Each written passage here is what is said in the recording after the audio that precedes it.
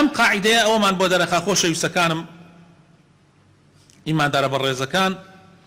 تماشاكي خوي تعالى حتى بو فاسقيش يعني كسي فاسقه يعني تاوان بارا كسي كدروزنا لقال او شاخوي تعالى نافر مقسكي ورمقرن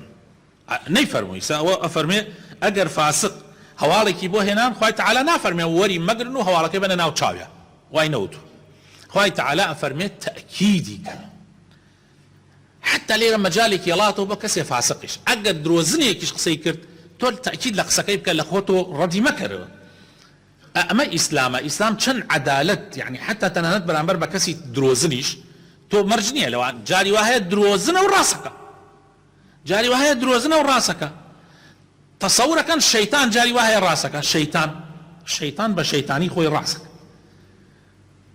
او حديثك في غمر صلى الله عليه وسلم بوماني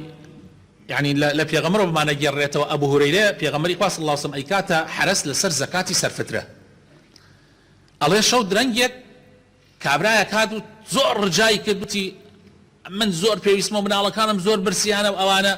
اشتيكم بري على من شوتم كاكا من زكاتي سرفتري وامن في غمري خاص الله صمني كله تحرسوا نابيو ناكريو يسيش ناكري بمشو في غمري خاص يعني بلم او كابرايا هاتو في سي بيتي كاكا بياني وتي اخر امشو من الله كان زور في سان بيتي تو حرشتيكم بري على منيش براسي ضل هيني كده ونرجع كرشتيكم كده اشتيكم كده بياني وفي غمري خاص باسم كرت في غمري خاص صلى الله عليه وسلم فرمي اول شيطان بو هو الشيطان بو هاتو اشتيك لو هنا بدزي طبعا هو بياني شهر بهمان شوا دي لاخير رجاء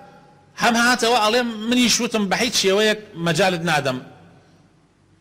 عليه وتشتكت في عليهم يعني وكو بلي اجر يعني متين بدا يشتكت في عليهم يعني وكو شون بلي زور جرينج زور مهم عليه من يشوتم تشيوتي حركات يويست شيطان نزيك النبيتوا آية الكرسي بخينا آية الكرسي بخينا عليه منيش زور عجائب مهات برم داور رويشت دعائي في غمري صلى الله عليه وسلم كبويم جرايا وفرموي او دروزنا راسي لقلتاك صدقك وهو كذب خوي لا اصلا شيطان او دروزنا في البازو او انا بلام لم موضوع الراسي كرت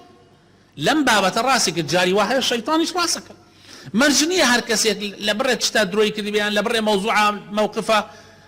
اشتكي بيت تطوع بحيشي قال لي نقري واقصك رد كيتو مرجنيه اما ايات او من فيرك